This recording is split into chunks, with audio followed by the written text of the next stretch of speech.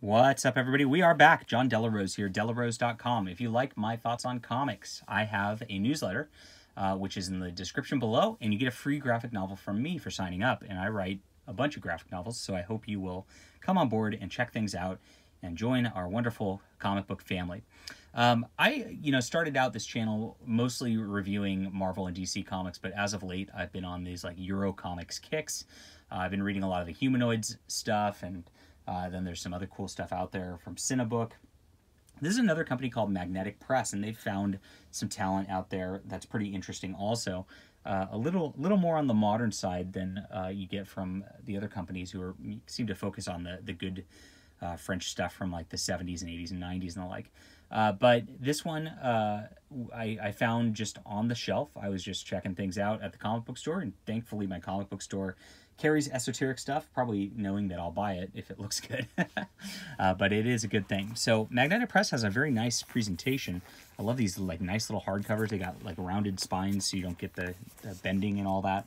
Some very nice stuff. This one's called Brindille, and it's by Frederick Baramod. Oh my gosh, hope I pronounced that right. And Federico Bertolucci is the group. And these two guys apparently do this whole like wildlife series where they've like really honed in on drawing wildlife and nature, and they have another kids stories sort of thing that they've done. So this is kind of their first.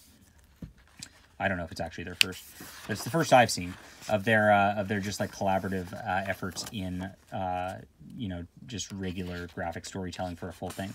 It's a very almost wordless book. I mean, there's not a ton of dialogue to it. There is some, but it's very fast paced because there's just not much there. And this gal gets trapped in this like land where there's this like prophecy going on, and she has to fight these evil beings who you eventually meet and all that. Look at the art. I mean, the art is just so phenomenal. It does get weird. I mean, they definitely try to make some mystery fantasy tropes and all that, which are fairly on the generic side all the way through.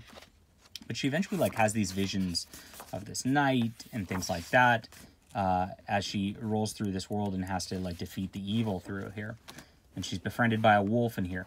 And it turns out like this is like some passage to, I guess I'll spoil it. Is it good to spoil this sort of thing? I think I have to because people will want to know what's going on here. Yeah.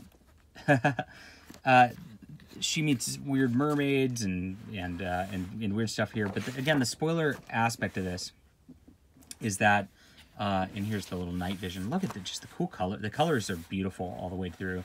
Lines are beautiful all the way through. But eventually it turns out that she is like the soul of this knight, like male knight, like trying to like find a new life or something like that. Very, very weird ending that I was like, huh, that's very not satisfying.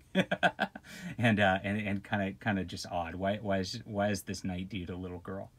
And that's the type of thing that you do to try to be kind of edgy and subversive and all that, but it's like, man, it just didn't work out very well.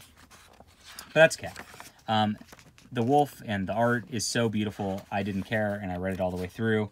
Like I said, the ending was kind of unsatisfying in that regard, but the quest was fun, the art was pretty, and it can't all be perfect all the time. But that's that. It is how many pages? About 170 pages, and then you get some like nice sketches at the back, which I liked.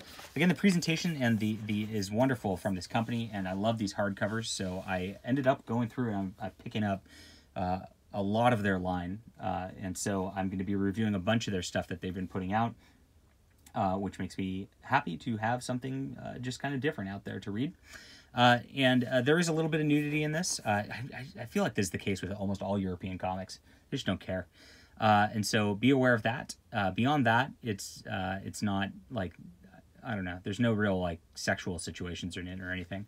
And there's no swearing or anything like that. So it's kind of a tame tale other than a couple instances of that. And that's about it. So, the art is so great. I got to give this like a 7.5 out of 10, even though I thought the story was on the weak side. There just wasn't much to it until that point, until the big reveal. And then the reveal was kind of disappointing. So that's that. Brindille for you. Gosh, I'm going to be on the lookout for these guys' art in the future. Just so pretty. I want all art to look like this. Nice stuff. Hit that like and subscribe button. I'll be back soon.